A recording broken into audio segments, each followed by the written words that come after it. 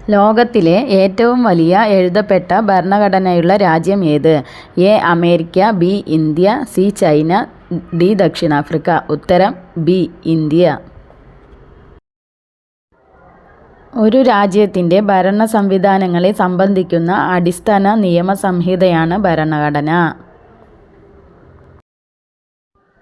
കോൺസ്റ്റിറ്റ്യൂൾ എന്ന ലാറ്റിൻ പദത്തിൽ നിന്നാണ് കോൺസ്റ്റിറ്റ്യൂഷൻ എന്ന വാക്കിൻ്റെ ഉത്ഭവം. ഇന്ത്യയുടെ ഭരണഘടന സമഗ്രവും പരമാധികാര സ്വഭാവമുള്ളതുമാണ്. ലോ ഓഫ് ദ് ലാൻഡ് എന്നറിയപ്പെടുന്നത് ഭരണഘടനയാണ്. ഇന്ത്യ, അമേരിക്ക, ഓസ്ട്രേലിയ, ബ്രസീൽ, ദക്ഷിണാഫ്രിക്ക തുടങ്ങിയവ ലിഖിത ഭരണഘടനയുള്ള പ്രധാന രാജ്യമാണ്. പ്രത്യക്ഷ ജനാധിപത്യത്തിൻ്റെ ആലയം എന്നറിയപ്പെടുന്ന രാജ്യം A. Britain, B. Switzerland, C. Greece, D. Brazil. ഉത്തരം ബി. സ്വിറ്റ്സർലൻഡ്. പാർലമെൻറ്റുകളുടെ മാതാവ് എന്നറിയപ്പെടുന്നത് ബ്രിട്ടനാണ്. ഗ്രീസാണ് ലോകത്തെ ആദ്യ ജനാധിപത്യ രാജ്യം. ജനാധിപത്യത്തിൻ്റെ കളിത്തൊട്ടിൽ എന്നറിയപ്പെടുന്നത് ഗ്രീസ്. സംസ്ഥാന അടിയന്തരാവസ്ഥയെക്കുറിച്ച് പ്രതിപാദിക്കുന്ന അനുച്ഛേദം എ. 352, ബി. 360, സി. 354, ഡി. 356. ഉത്തരം ഡി. 356. ഭരണഘടന പ്രകാരം എമർജൻസി എന്ന വാക്ക് ഉപയോഗിക്കാത്ത അടിയന്തരാവസ്ഥയാണ് സംസ്ഥാന അടിയന്തരാവസ്ഥ. സംസ്ഥാന അടിയന്തരാവസ്ഥയുടെ മറ്റൊരു പേര് പ്രസിഡന്റ് ഭരണം. സംസ്ഥാന അടിയന്തരാവസ്ഥ പ്രഖ്യാപിക്കുന്നത് പ്രസിഡന്റാണ്. ആർട്ടിക്കിൾ 356 ഭരണഘടനയുടെ ഡെഡ് ലെറ്റർ എന്ന് വിശേഷിപ്പിച്ചത് ഡോക്ടർ ബി. ആർ. അംബേദ്കർ ആണ്.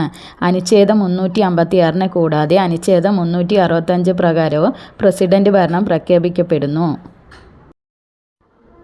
42ാം ഭേദഗതി പ്രകാരം ഭരണഘടനയുടെ ആമുഖത്തിൽ ഉൾക്കൊള്ളിച്ച ആശയങ്ങൾ ഏതെല്ലാം? എ. മതേതരത്വം ജനാധിപത്യം, ബി. മതേതരത്വം സോഷ്യലിസം, സി. ജനാധിപത്യം സോഷ്യലിസം, ഡി. ജനാധിപത്യം റിപ്പബ്ലിക്. ഉത്തരം ബി. മതേതരത്വം സോഷ്യലിസം. മിനി കോൺസ്റ്റിറ്റ്യൂഷൻ എന്നറിയപ്പെടുന്നത് 42ാം ഭരണഘടനാ ഭേദഗതിയാണ്. 42ാം ഭരണഘടനാ ഭേദഗതി നിലവിൽ വന്നത് 1977 ജനുവരി 3-നാണ്. 42ാം ഭരണഘടനാ ഭേദഗതിയിലൂടെയാണ് 10 മൗലിക കടമകൾ കൂട്ടിച്ചേർത്തത്. ആമുഖം ആദ്യമായി ഭേദഗതി ചെയ്തപ്പോൾ ഇന്ത്യൻ പ്രധാനമന്ത്രി ഇന്ദിരാഗാന്ധിയും പ്രസിഡന്റ് ഫക്രുദ്ദീൻ അലി അഹമ്മദുമായിരുന്നു. ലോക്സഭയുടെയും സംസ്ഥാന അസംബ്ലികളുടെയും കാലാവധി 5 വർഷത്തിൽ നിന്ന് 6 വർഷമായി ഉയർത്തിയ ഭരണഘടനാ ഭേദഗതിയും 42ാം ഭരണഘടനാ ഭേദഗതിയാണ്.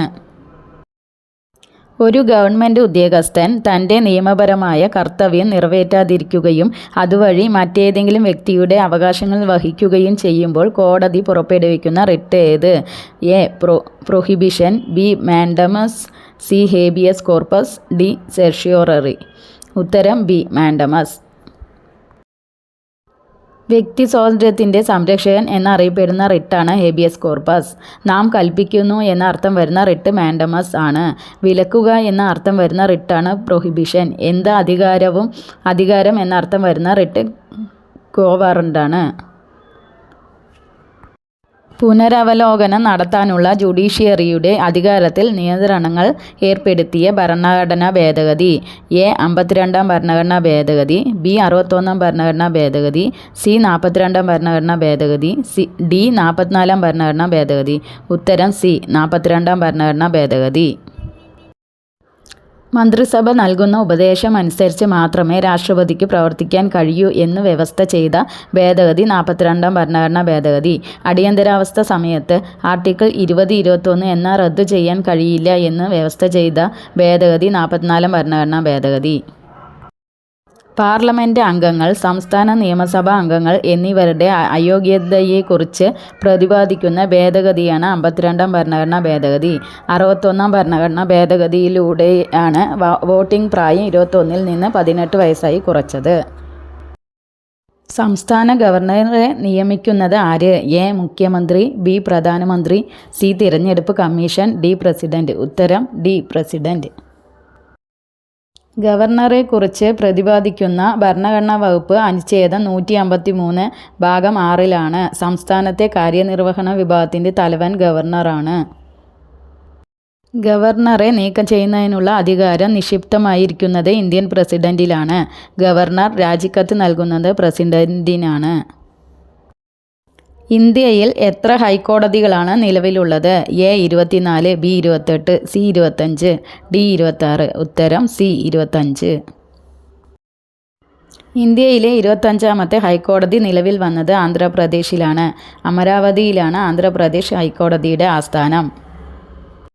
ഏറ്റവും കൂടുതൽ സംസ്ഥാനങ്ങളിൽ അധികാരപരിധിയുള്ള ഹൈക്കോടതി ഗുവാഹത്തി ഹൈക്കോടതിയാണ്. ഏറ്റവും കൂടുതൽ ജഡ്ജിമാരുള്ള ഹൈക്കോടതി അലഹബാദ് ഹൈക്കോടതിയാണ്.